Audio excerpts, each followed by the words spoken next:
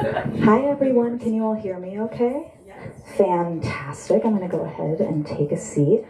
Thank you so much for joining us today here at Green Apple Books on the Park. We are here in San Francisco on Rimatush land, and today we are celebrating the West Coast launch of Meena Harris's A is for Ambitious. Let's give a big hand for Meena.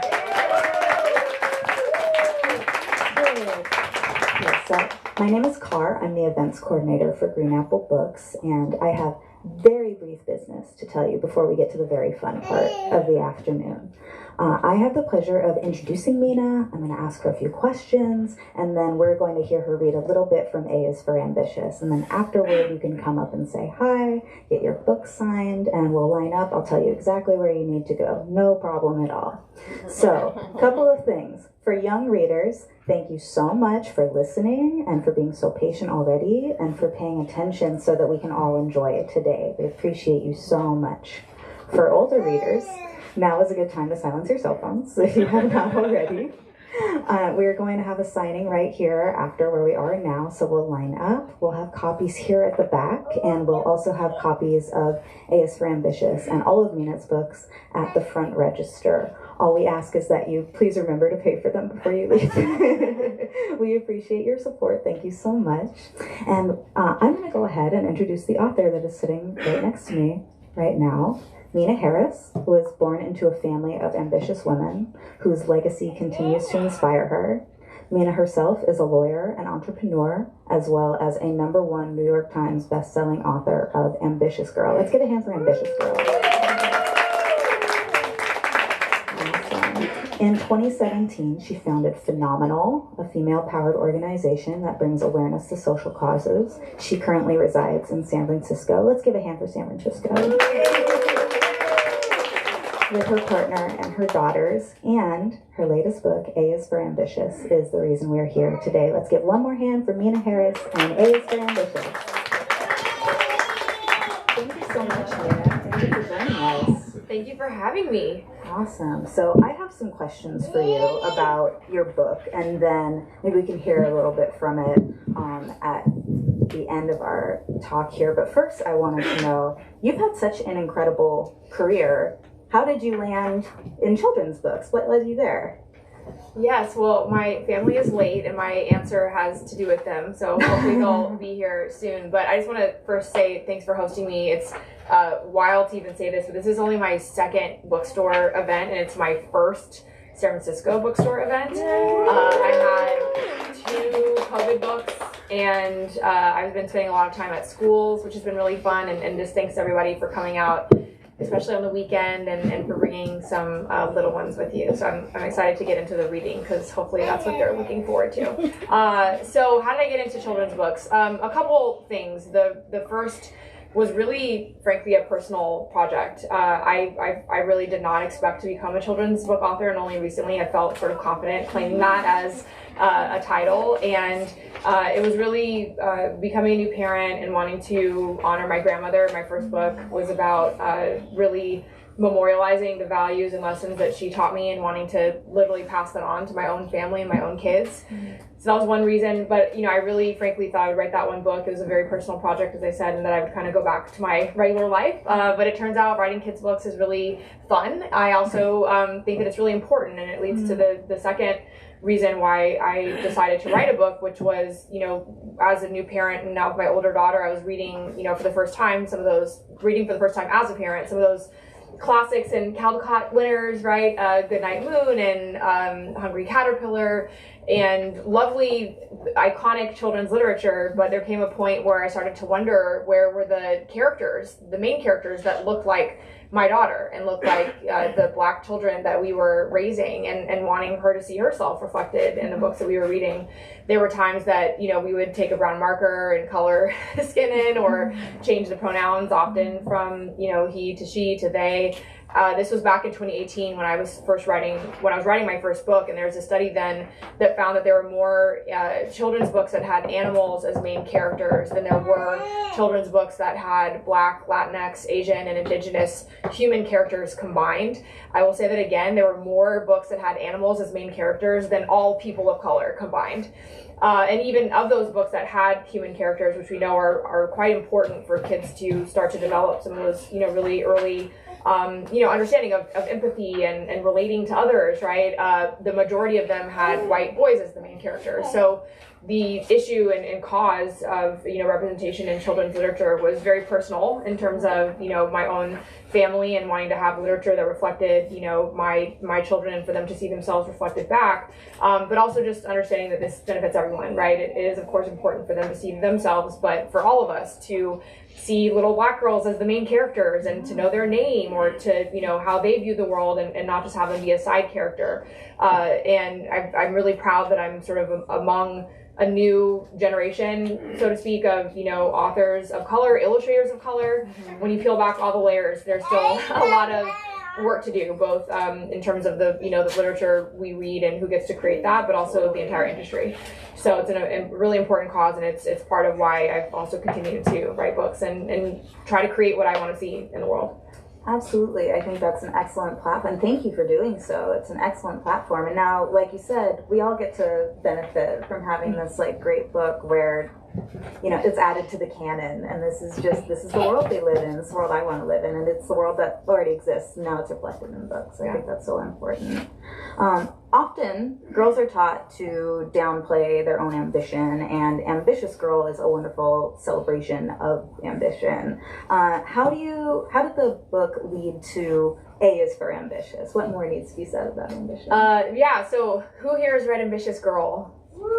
Few hands, many hands, awesome. So Ambitious Girl was really focusing on a particular word, the word ambitious and ambition, and understanding that, for me at least, in my experience, it was one of those particular words that we as a society and culture use, with women and girls in ways that are different than we may with men. And I really wanted to draw attention not only to that particular word and how we use it, but also more generally the power of language, right? And being really intentional around it, but also both as adults and as in terms of what we're teaching our kids, but also really finding that inner power to reclaim these words and redefine them on our own terms and not allow someone else to tell us what ambition means for me or for you.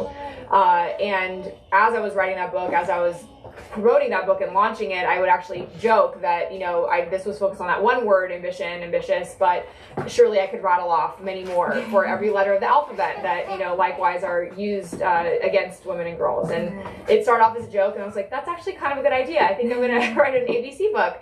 And here it is. So I, literally go through the entire alphabet. And as I said, I've spent more time on my book tour in schools, and it's just been so fun getting to read and interact with children, and I've started calling them my power words, right? And asking, and I'm going to ask some of you kids who are here today, there's mostly adults, but thanks for the kids coming out too, but what are your power words? What are words that have significance for you and give you confidence and make you feel special? And knowing that, we can look up the definition of a word in the dictionary, but it means different things for all of us. And, the word ambition for me means different things on different days of the week, right? I think we've spent a lot of time linking it to career and achievement and success. And I think that's another way in which we can redefine, right, in many, many words. So I know we're going to read the book in a little bit, but that was really the, creating a sequel basically to the first one that really expands that mission of, and message of the power of language, really reclaiming and redefining words on our own terms. Yeah, that's great and so important. It's such a rich area. I know my colleagues and I, when we were reading it, we were like, let's get to Q. What could Q possibly be? We're so excited. Wait till you get to X. Fun stories from kids kind of grilling me on. So I think we were talking about whether I'll read part of it. I think maybe I will read the whole thing. To get to Z, how can you cut it off? Awesome.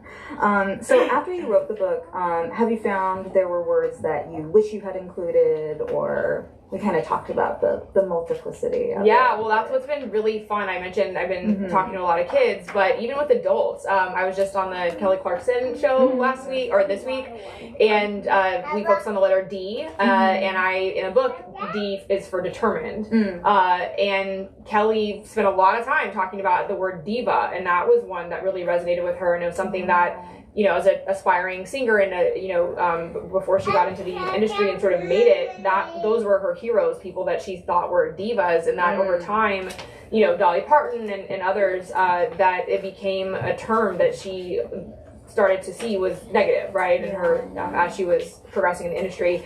And that was really hard for her because as a kid, that's what she looked up to, right? This idea of a diva, and you can, you know, the talent that comes along with that, and you know, the presence of that.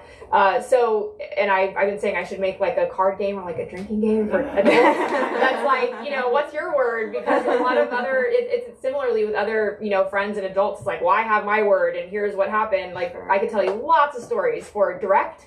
You're too direct. Right? So for every letter, as I said, I mean, I could write multiple ABC books, although it would be fun to either do an adult card game or something, or like an adult version, because there's many words. Yeah, I think there's a lot that resonates in this book with adults too. I think you'll see yourself a little bit in it as well. I love diva. That's very smart. Or like demanding, or right, drama queen. There's we could be here all day.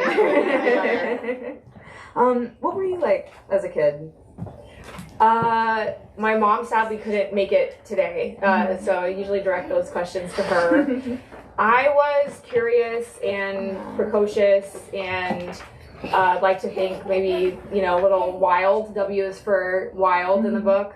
And I would say, just to, you know, link it back to the topic here, I feel lucky that I was raised in what I now realize was a fairly unique home, and that it was all women, but also that, you know, female ambition, so to speak, was just on display every day, and it was all I knew. I joke that it was sort of like the opening scene of the Wonder Woman movie, of like these incredible, powerful women running around, helping each other, saving the world. You know, that's what it looked like to me as a kid. But it just was. You know, I joke that the idea of men in power was pretty foreign to me until I got into the real world. But also just thinking about me, you know, drawing on that experience and knowing how formative it was for me in my own, and thinking about my own parenting, but also, you know, how to do it my own way. And as growing up, I didn't have a book called Ambitious Girl. Nobody sat me down and said, this is what this word means, and this is how we as a family think of it, or right. And on the one hand, I still benefited from being in that unique home, but it is useful to have the book and to have it as, you know, for parents to use it as a tool to really start those conversations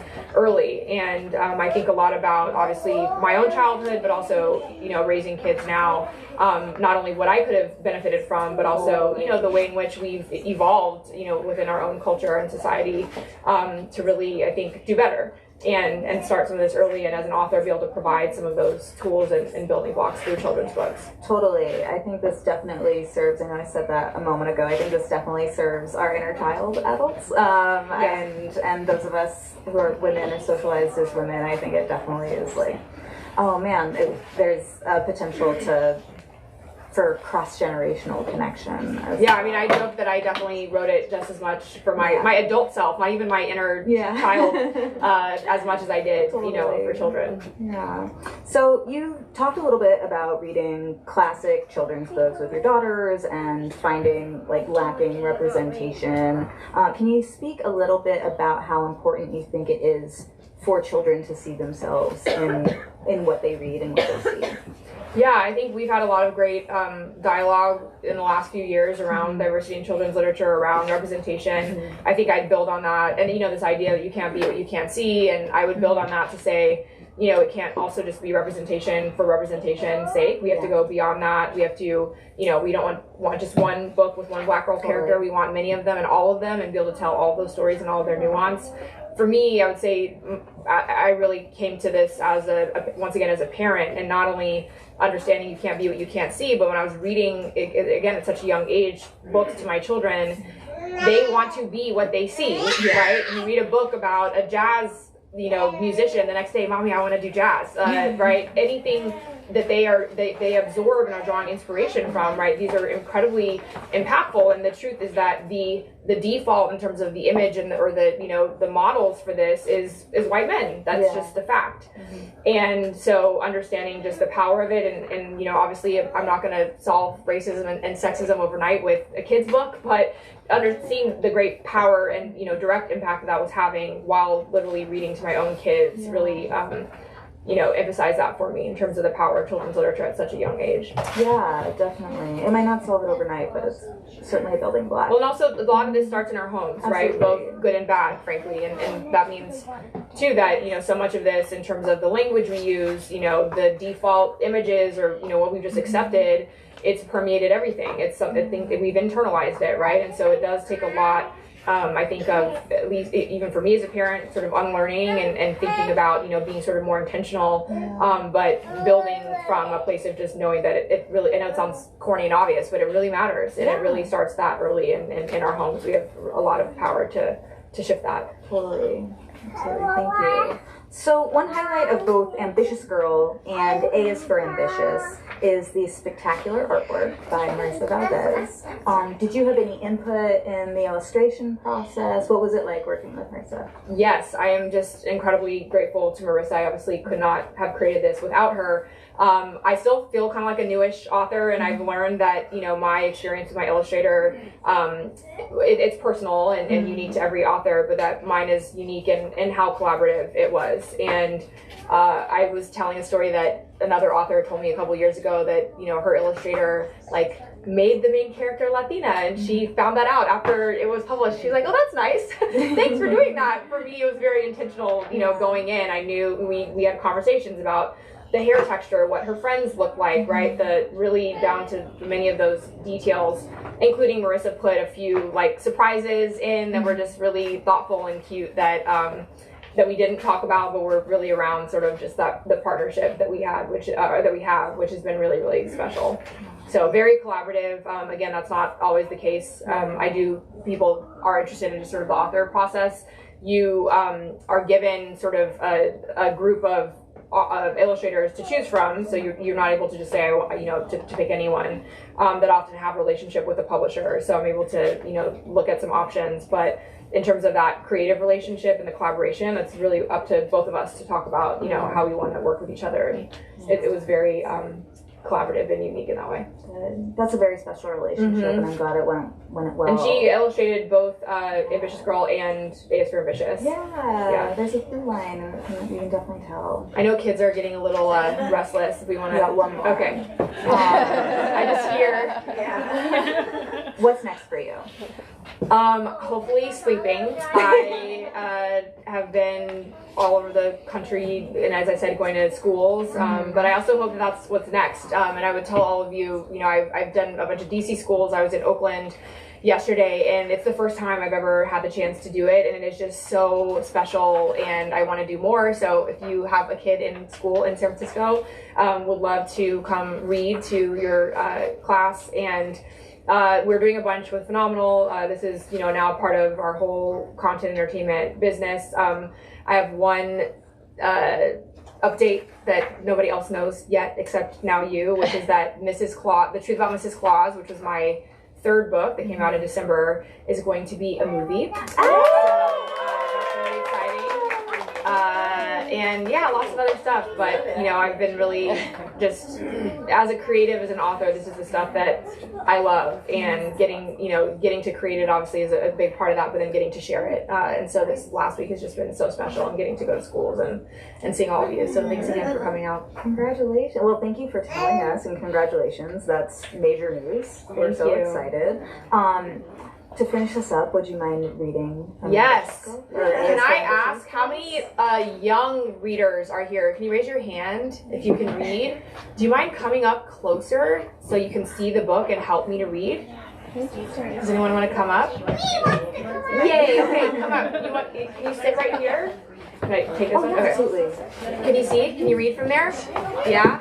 All right, I have 2 volunteers, 3, 4. Does anyone else? Anybody in the back? I can't. I'll go with you, Chloe. All right, look at all these readers, these ambitious readers. Okay, can you see? Yeah? Because I'm gonna need your help. Actually, let me give you a mic. Can you use the mic? All right. Do you know how to hold a mic? Okay, let's go. My girl is ready. All right. So it opens up without any text, but there's illustrations. Can you read that word? Ambitious. What does that word say? Loud. And if anyone else down here wants a chance on the mic, just let me know, okay? You want to pass it around? All right, next page. Ooh, more words, and they're coming at them. They're coming at this group of girls. What do you see on that page? Do you see any words? Can you read that one? No. Not really much. You want to read it? Why don't you take a turn? How do you know and I could see words that I know? Bossy. Yeah, just let me know. You can raise your hand. Bossy. What does that say? Intense. Intense. Loud. Loud. Emotional. Emotional. More words. Bossy. Wild. The words are still coming at them. Oh, and now they're grabbing the words and hugging them. Look, this little girl down here, she's hugging the word emotional. And she's holding the letter A. What do you think the letter A stands for? Ambitious. A is for ambitious. I have big ideas, hopes, and wishes. Okay, you all can shout it out together, okay? If you can read it. B is for Bossy. bossy. Listen, I take my role seriously. C is for Confident. confident. Someday I could have my own monument. D is for Determined. determined. When we put our minds together, everyone wins. E is for Emotional. emotional. My feelings are valid. My heart is full. I think I see a word I know how to read. You do? Okay, do you want to grab the mic when it's time? Okay. F is for It was the F is for. F. Who can read this word? It was actually that one. I'll come to that. That one's next. I'm going to come to G right after F. F is for, can you read that word? Feminist. Say it louder. Feminist. F is for feminist. A great thing for anyone, great job for anyone to be if you believe in equity. G is for I knew how to read the G. this one. Go getter. Go get it. Go getter. Good job. G is for go getter. Let's chase our dreams and make the world better. H is for when I'm feeling Headstrong. good job. Headstrong. I'm not afraid to speak up if something is wrong. Yeah. Good reading. I is for Intense. intense. I like to concentrate so everything makes sense. J is for Judgy. judgy. My beliefs are informed. I don't share them without studying. K might be silent in Know-it-all. know-it-all, but when I express myself, I stand tall. I'm gonna give this one to you. Do you want to grab the mic? L is for Loud. loud. I want to be heard. I'm passionate and proud. Do you two know how to read?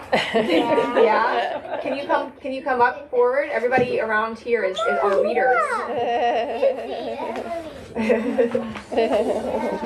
All right, we're reading, and I'm getting some help from the readers in the audience. M is for too much. I am so many things. I have a special touch. N is for no, because setting boundaries helps me grow. Okay, this is a big word. Wait, You think you got it? I think. Okay. O is for Opinionated? whoa, great job. O is for opinionated. Keeping every thought to yourself is so overrated. P is for almost. P is for persistent. I won't give up. I always go the distance. All right, here we go. Q. Q is for Quirky? almost quirky. That's right, quirky. I am unique and special. Only I can be me. R is for Rentless. Relentless. I have goals. I have plans. I will settle for nothing less. S is for, do you want to take this one? Sensitive. Good job. S is for sensitive. I'm compassionate. I have a lot to give. T is for Trouble. good trouble, to be exact. I won't shy away from the struggle, and that's a matter of fact. All right, this is another tough one. Who's ready? U is for Unyielding. unyielding. Great. I'm on a mission. I'll keep building. V is for Vulnerable. vulnerable. When I want to be seen, or the private moments in between. I think you can do this one, Amara. W Is for wild. is for wild. I am free. My imagination is unbridled. X is for all the things I haven't learned just yet, and all the versions of me I still haven't met. So there's no X? I'll get back to that. I'll come back to that question. No X. I cheated a little bit, but I'll tell you why after I finish. Okay, Y is for Young. young. I bring a fresh perspective while honoring heroes unsung. Z is for the zillions of girls and children everywhere, all around the world. We are more than one thing, will be seen and heard. We are all the letters in the alphabet and every last word. A, B, C, D, E, F, G, H, I, J, K, L, M, N, O, P, Q, R, S, T, U, V, W, X, Y, and Z. Woo! Yay! Now I know my ABC. So that everyone say the thing. Fantastic! Thank you, readers! You can do sign language? The whole alphabet? Can I see? Oh gosh. Oh, great. Wow! Fantastic! Yes. Oh, X. Well, I see. Z! Yay. Yay! Thank you! So, I'm happy to answer some questions. I'll start with your question, which is, did I not choose a word for the letter X? I know. And you are correct. I did not choose a word for the letter X, and instead I was creative. I used the X to. I know one. You do? What? So the only requirement for me in writing the book was that it had to be a word that gives me a feeling of confidence and power. So it's a power word. Can you name an X power word? I can make a number out of it. Does that make you feel confident? Yeah? What's the number? Xfinity. Xfinity! I could have been creative in other ways. Like I could have done excellent. That's an E word, but it sounds like X. But that's what, when you become an author, you can do whatever you want. For the adults, I will share with you that as I was doing the school events, I got this question a couple times, and at one school, I explained that I kind of cheated, but it stood for something else, and I wanted to be creative. And like 3 questions later, the little girl who asked the question said, "Oh, that makes sense. I like that. Great." I was like, "Cool, thanks." And then 3 questions later, another one gets up and she says, "So, can you tell me just why didn't you spend more time thinking about the letter X to find a word?" It's like, well, next time when you make a book. So, what are X words? Xfinity. X-ray. X-ray, xylophone. But I couldn't think of a power word that started with X, so I got creative. Xfinity. That's a great new word. Xfinity. Yeah. X. Does anyone else have questions? Any of the other young readers here have any questions? What's your question? What's your name? Ayla. Ayla? Thanks for coming, Ayla. What's your question? Question is, how do you think of power words that start with the different letters of the alphabet? Yeah, I spent a lot of time thinking about power words, and for me, power words are words that have special meaning for me, that make me feel confident, and are words that I like to use to talk about myself and my friends and my family. And so I spent a lot of time thinking about what are those special words that have special meaning to me that I wanted to put in a book for every letter of the alphabet. And what's been really fun is I've been talking to lots of kids like you and asking you all what your power words are and what they mean to you, because they mean something different to everyone. Do you have a power word? Can you think of one? Well, mine's confident. Confident? That's a great one. What does confident mean to you? Well, it's like I tell myself I can do it. Exactly. You tell yourself you can do it. What does confident mean to you? I had a different. Okay, what's your question? I think it was. Oh, I remember. Can you come to my school? Yes, I love to come to your school. I love that. Do you have a power word? What's your power word? Xfinity, of course. I already knew that. Do you have a power word? No, still thinking about it? I have a power. You do? I want to hear your power word. Inspiring. Inspiring. That's a great power word. What does that mean to you? What does inspiring mean to you? Yes! Inspiring! Oh, yes. What does inspiring mean to you?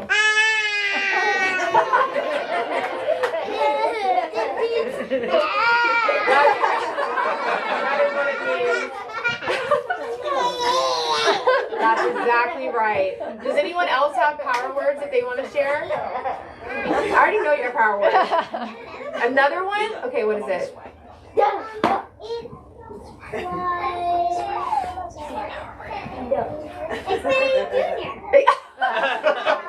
You tricked me. You're too smart. You tricked me. Any other questions? And then we can sign books. My next book is going to be called Xfinity. Actually, you need to write that book. X is for Xfinity. That sounds like a cool movie too. Amara, were you raising your hand? Yeah? But I forgot what it was. You forgot already? Okay. You can think about it. Try to remember. Can we give a big round of applause for Meena?